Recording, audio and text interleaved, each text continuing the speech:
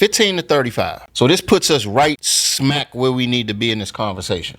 So you're saying these young athletes have an opportunity in 4 or 5 years, because a lot of times people that young, they don't think about retirement. They don't think about retirement years, ages 65 to 95. And so what we're saying is these young adults have an opportunity playing sports to set themselves up for success, or they can set themselves up for failure depending on what conversations they have with people.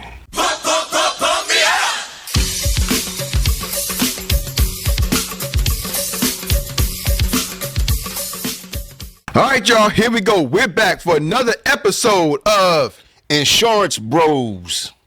This is where we take current events and put them together with life insurance. I'm your co-host, Erik Robinson, a.k.a. the Soul Motivator, and I got my co-host, Yours truly, Uncle Joc.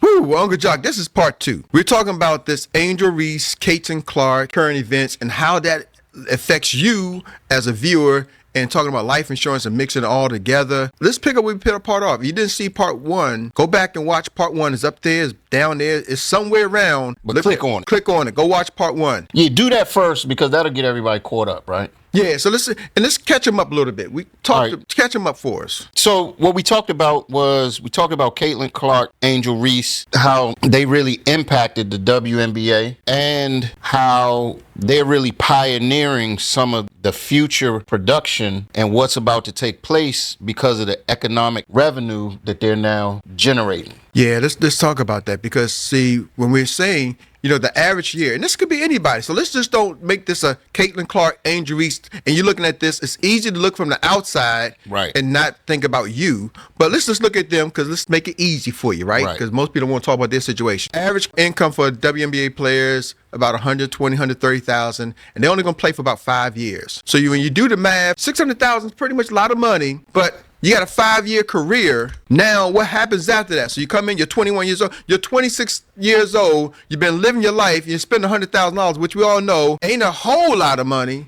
But now when it's 5 years and it's gone, what happens next? That's a great question. And, you know, we've seen it happen in male-dominated sports or male sports where you might have a pro boxer, pro athlete, football player, baseball player, basketball player making millions and millions of dollars. And then you might look up and you might see that person working, not owning, but working at a car dealership as a car salesman. You know what I mean? Yeah. Working, selling real estate or what have you. And usually, why does stuff like that, why are those outcomes, how do those outcomes usually happen? Happens a couple of things, because one, their spending, let's start from the beginning. Their spending exceeds their income. And so when your revenue is not coming in, the income stops coming in, your spending habits don't stop, because we still got what we call a lifestyle. So they come and exceed their lifestyle. Well, at the moment, maybe you're not exceeding your lifestyle because that's your income is exceeding there. So your lifestyle matches your income. But then when your income stops, that lifestyle is still the same, and you didn't drop the lifestyle, Jacques, right? So when your income is here, your lifestyle is here. I got Louis, I got Gucci, I got Fendi, I got red bottoms, right? And then when the income goes away, your lifestyle didn't change. You didn't drop your lifestyle, because your kids, your friends, your peers, they still want to ride in the Benz, right? They still want to go to Disney World, or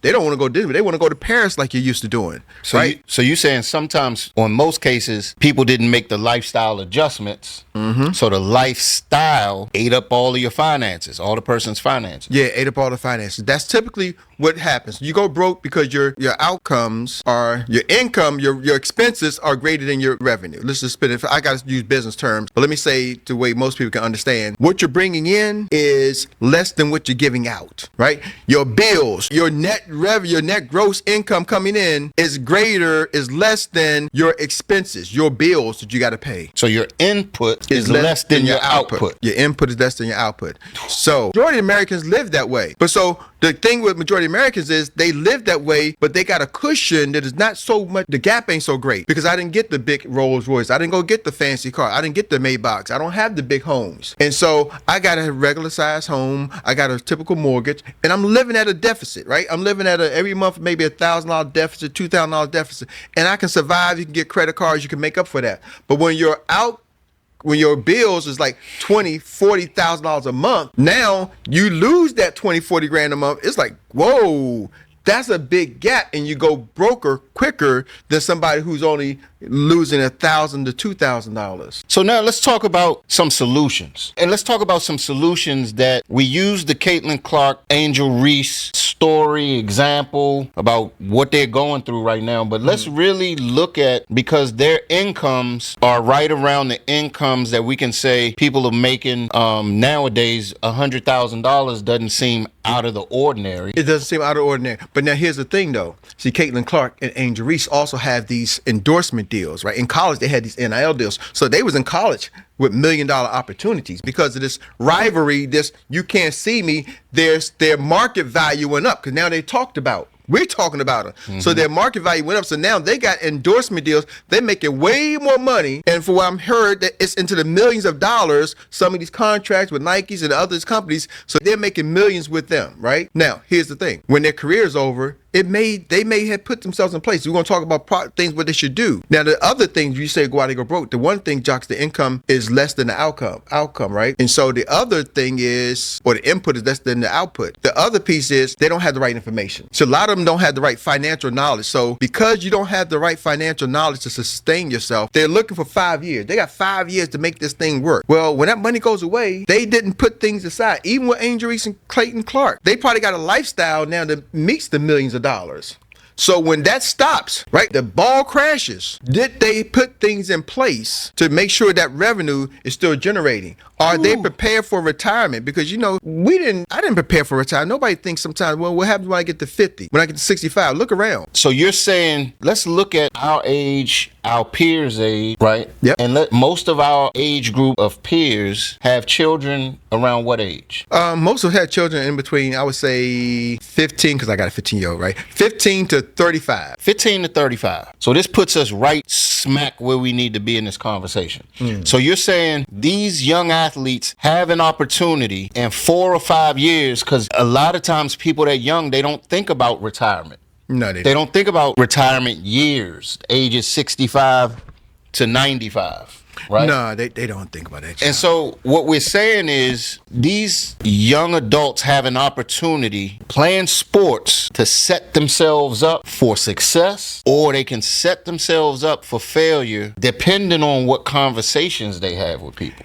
Yeah, see, here's the thing. When that money hits and the fame hits and the lights and cameras and actions on, the people who are typically around you, see, here's the thing. There's going to always be a new NBA draft. Okay. WNBA draft. There's always going to be the next player. So these agents and these handlers, if you always talked about, there's always going to be the next player. Okay. But you as a player, it's only one you. So if you're not set up, that's cool for them because they get paid already. You're paying them to put you in positions.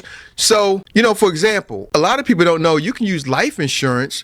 We got a plan what we call premium financing, and there's this thing right now they call it the Kaizen method, where banks, catch this, Jacques, the banks will finance your retirement plans.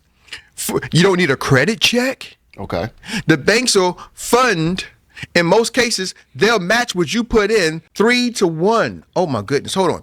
You put in $50,000 a year, and the banks will match it and put in another 50. They'll match it for 5 years. We got a plan, Jacques, where the banks, you put in 50 grand a year, the banks will match a 50 grand a year into a life insurance contract where it could go, interest could be anywhere from 5 to 15, 20, 30% interest per year. Let's say it's averaging 10%. The banks is going to put in, you put in 50, the bank's going to put in 50. Okay. You do that for 5 years.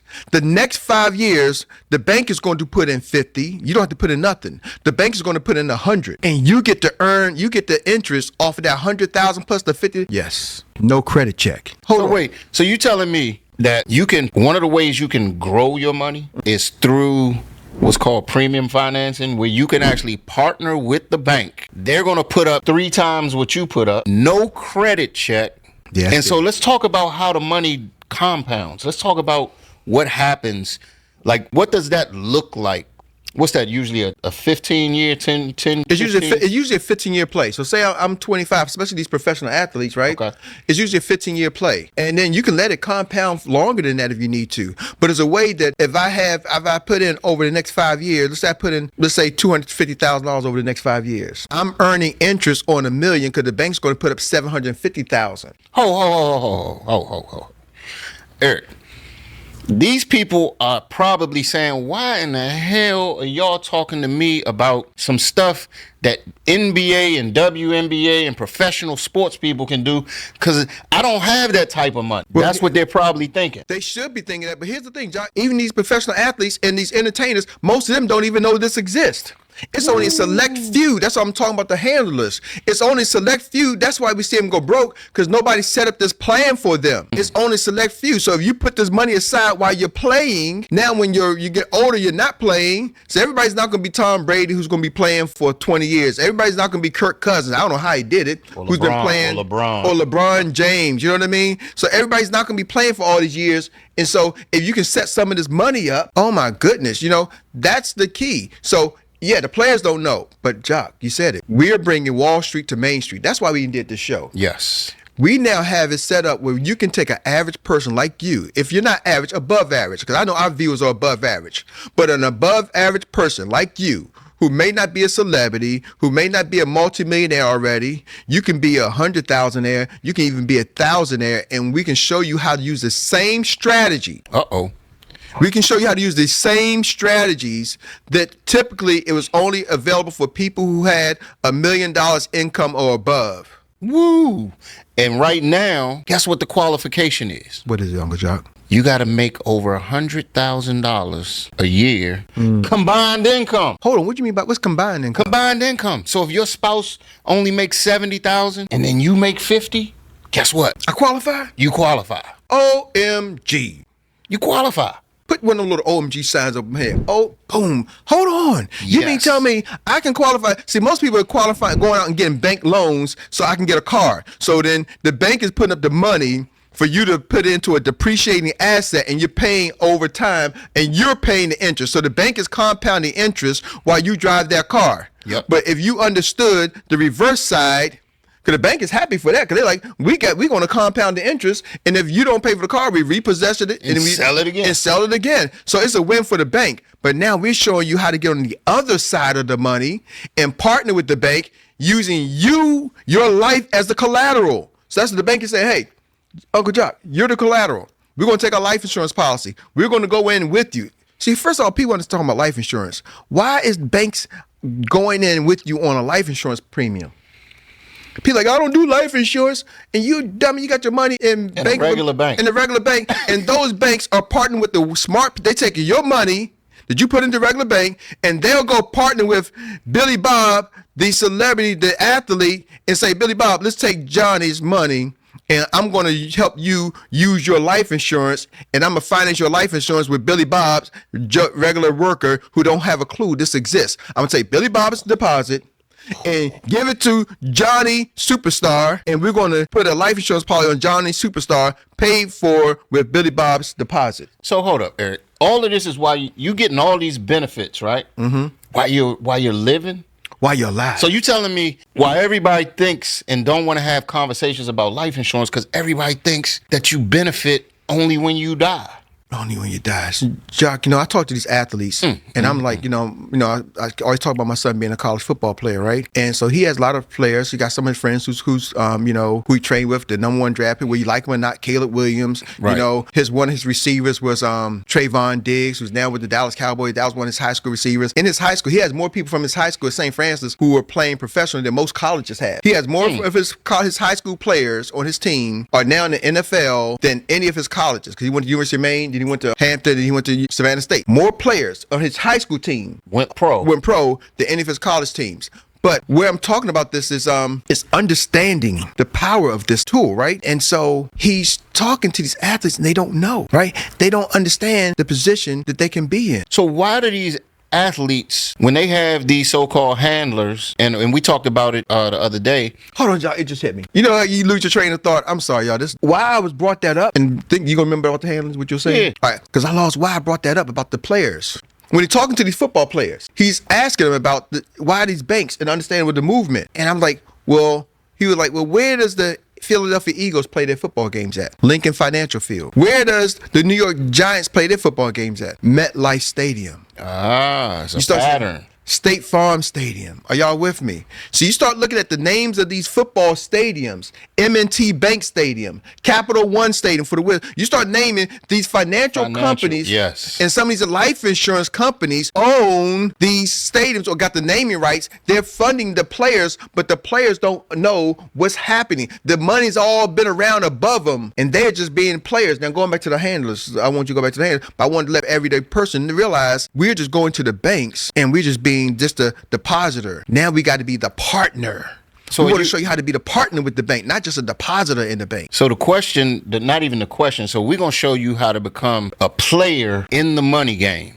So y'all follow us. We're not done here, but just follow us, because the intent of what we're trying to do is show you all how to become players in the real money game. You actually have some players like we're talking about. Yeah.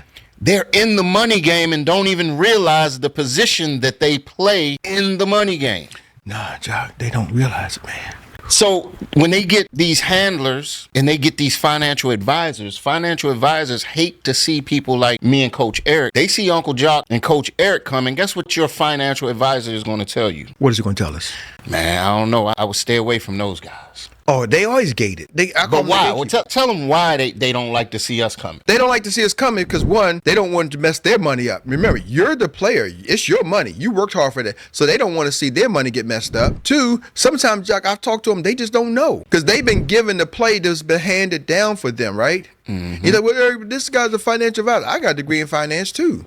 You know, but this guy's been managing my money. Okay, I'm not saying that he can't manage your money. There's levels of this, and there's different vehicles. Right. So insurance is not the only vehicle you can do. We deal with annuities, we deal with investments. So we deal with a lot of those things too, right? So we can help you manage your money, not just using life insurance contracts, but we're trying to show you that's a way. You don't have to put all your eggs in one basket, but we can show you a way that you can guarantee not to take a loss. You got to have some safeguards to your money, man. So the thing is, you got these young children, and you all that have children in the age bracket between 15 and 35. You ain't going to go there, Jacques. I am. Well, maybe I'll bucket you. Maybe I'll save that. We here now. No, you go ahead then. You take it. Hold on, man. I just want to make sure we're on the same page. I think we are. And for y'all who know, this ain't scripted. We have a topic, and then we talk. Right. And some of y'all may say, y'all ain't got no production. We can tell y'all just shooting from the hip. But guess what? Our hip is loaded with nines. Loaded. We hollow points. We coming at you. Are y'all with me? Now, I know we might get censored for that because there's some people going like, oh, did he just give me the gun, the air gun? Please calm down. Don't put your panties in a bunch or your boxes in a bunch. I'm not going to be, gender neutral, whatever, all right, offending anybody. I'm trying to keep it 100. But would you ready to talk about, you said age 15 to 35. So I'm gonna see where you was going. Money. Go ahead. I'm gonna let you do it. Yeah. So look. Oh, I didn't see that one. You really gonna do that? Yeah, let's do that. So ladies and gentlemen, look, if you have some children, grandchildren, nieces, nephews, and they might not be on the right path, they might want to be looking for some type of opportunity to get into as far as a skill, as far as an occupation, we have a unit that falls under our agencies, and they're called the Young Money Leaders. They're from age 18 to 35. And what we're doing is we're arming them with this type of information so they can go out and talk to their peers, so they don't become the peers of a Caitlin Clark or Angel Reese that might have some spotlight for a few years, make some money for a few years, and then because they didn't have the right information and the right conversation and the right education, guess what? They don't make the right decisions for themselves financially. Hold on, Jacques. Do you just let the people know they can tune in, and for their young loved ones, friends, family, whoever, co-workers, neighbors, 35 to 18, 18 to 35, you just gave them an invitation to the Young Money Leaders community? Yes. So if y'all want to be a part of that, see, I don't know if y'all understand. We're connecting them and educating them and teaching them and arming them, putting them in touch with, teaching them from these billion-dollar financial institutions are training them. Yes. Having them work with people who've made millions in the industry. training them. Multimillionaire entrepreneurs, training them. People who've been successful in business, training and coaching them. We're giving them mentorship. Oh my goodness, y'all don't understand. This is what we do. This is a passion for us, Uncle Joc and Coach Erik. That's why we got the insurance bros. But I didn't know you was going to, we didn't talk about that. That never came up to even talk about letting them be a part of it, because we've been on this Young Money Leaders movement for a couple of years now. Right. And man, that's smart, bro. Let's close it out and give people a glimpse of what the Young Money Leaders look like. We got some Young Money Leaders from coast to coast. Yeah. We got them from country to country. Country to country. Got some up in Canada. We got some professional athletes, college athletes. We got some former WNBA players. Yeah, former professional football players. Oh man, it's a powerful group, and the reason being because they move a little different, right? You know, their swag is a little different, right? You know what I mean? So we guide them along the way so they can be them, but they're setting themselves up to generate. Now, this is not just information. We're putting them in positions to generate a 6-figure type of income. Right now, we got a campaign going showing them how to make 6 figures in 6 months. Yes. Oh, let me say that again. Six figures in 6 months. That's 6 figures into their bank account. Not 6-figure revenue. We're talking about 6-figure income. We're showing them how to do this remotely from their phone or anywhere they got internet access. So hold on, wait. You telling me you're going to take the average young person, show them how to do 6 figures in 6 months? Yeah. So what they going to do with the other 6 months? Turn it around. In a couple of years, they're going to be doing 7 figures, multiple 6 figures. Keep it going. Multiple 6 figures. Yeah, we're going to show them how to compound it and grow it and compound and grow it. We're giving them access to this financial information. In essence, what we're doing, Jacques, is showing them how to do what we do. We're kind of coaching them and mentoring them and teaching them how to become, 1, learn their own finances, and then 2, share it with others. Because we get paid from these large billion-dollar companies to show. We told you, we were trying to bring Wall Street to Main Street. So me and both of you had the chance with Barclays Bank, took us to Wall Street and go on the trading floor. Right. Behind the scenes. You know, we went up to the 30th, 40th floor. We've been behind the scenes and seeing how these companies operate. Right. And there's a movement. They're like the ultra rich know it. The pretty good rich. I'm talking about people with, $5 million net worth or more. They kind of got somebody, even if they don't come, they're going to be in the money game. Right. They're not just letting their money sit in the bank in a typical savings account. Right. But it's the Main Street, middle America, right? Some people with less than $3 million of cash in the bank or $5 million or less of assets and cash, liquid cash in the banks. It can be from 5 million to 4 million to 3 million. That's where they're trying to reach. And some of y'all may say, Erik, I only got 500. I ain't got 5 million. I don't have 500,000. I only got 500. Well, we want to teach them that. And so what we're doing is educating the youth. I call them the youth. They're adults, right? Right. My son is 26-year-old. He got a child. He's a father. My daughter's 29-year-old.